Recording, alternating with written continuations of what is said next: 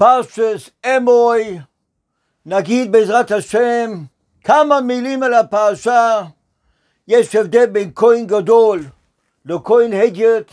כהן הדיוט יכול לטמא לשבע קרובים, כהן גדול זה משהו אחר.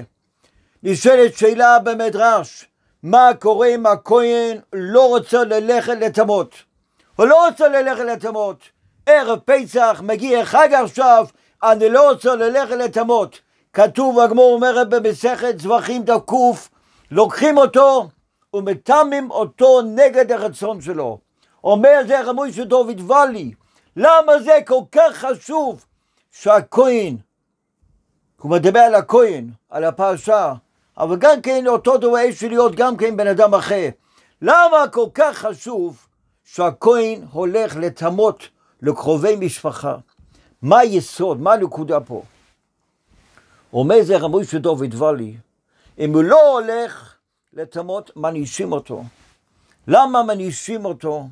אומר רבי של דוד ואלי, הוא מביא משום הנשמה, הרוח שנמצא שמה, יודע שקרובי משפחה שלו נמצאים בשטח, ואם הוא הולך לטמא אותו, אם הוא הולך לטמא את עצמו בשביל לטפל בנפטר, יעבדוך עמים. זה מתנה מלמעלה. הקדוש ברוך הוא הביא לך איזו סיטואציה שאתה נמצא פה, שאתה חייב לעשות את זה מיד.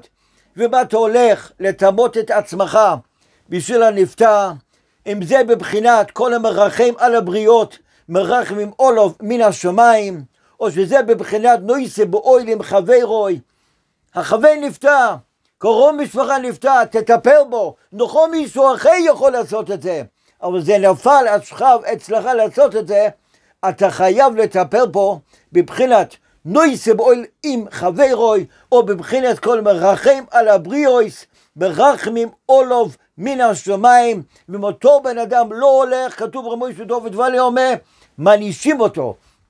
ואם כתוב בגמרא זבחים דף ק, משמע כך כתוב ביעקב שמואל במדרש, שאם נופל אצל בן אדם מצב כזה שהוא חייב לעזור, בן אדם חייב לעזור. מה שורה תחתונה? כשבן אדם שומע איזשהו חבר, צריך עזרה, טיפול, עידוד, תרים טלפון. לא ראית אותו בבית כנסת, תרים טלפון. אתה לא רואה אותו בשכונה, תרים טלפון. אתה לא רואה אותו מסתובב. מה קורה איתו? הייתי רואה אותו כל יום שני וחמישי, פתאום נעלם, תרים טלפון. תיכנס לנעליים שלו. אולי צריך עזרה, אולי עידוד, אולי שבור, אולי מצב דיכאון, אולי משהו קרה איתו. תעשה משהו בשבילו. ומה אתה עושה בשביל בן אדם הזה? בוודאי, קרוב השם לכל קוראיו, לכל אשר יקרו באמת, הכל זה מידה כנגד מידה, ככה אומר רב חסקי לוינשטיין, נויסה באוהל עם חברוי, אברהם אבינו עשה בשביל הכל, בשביל כולם, משה רבינו עשה בשביל הכל, בשביל כולם. ודאי, כמו שמשה רבינו הגיע למדרגה, כך כתוב במדרש רבה, פרשת שמות, דוד המלך, אז בוודאי, אברהם אבינו גם כן הלך אז כמה וכמה. אנחנו עושים משהו בשביל הזולת, תיכנס לנעליים שלו, תעודד אותו, תחזק אותו, תרים לו טלפון, לך אצלו לבקר אותו, תשב לידו, דקה. אני אגיד לך סיפור. יהודי לפני הרבה שנים קיבל התקף לב. הוא שכב בטיפול נמרץ. אנשים הלכו אליו לבקר אותו. נכנס יהודי אחד, כך סיפר לי היהודי הזה, נכנס אצלו לבית חולים, הסתכל אליו, יצא. אותו חולה, כשהוא נהיה בריא, הוא התקשר אל אותו בן אדם, לחבר, והוא אמר לו, תודה רבה, אתה לא יודע מה שעשית לי. הוא אומר, לא עשיתי לך כלום. נכנסתי, הסתכלתי עליך ויצאתי. הוא אמר, זה היה הכי טוב בעולם.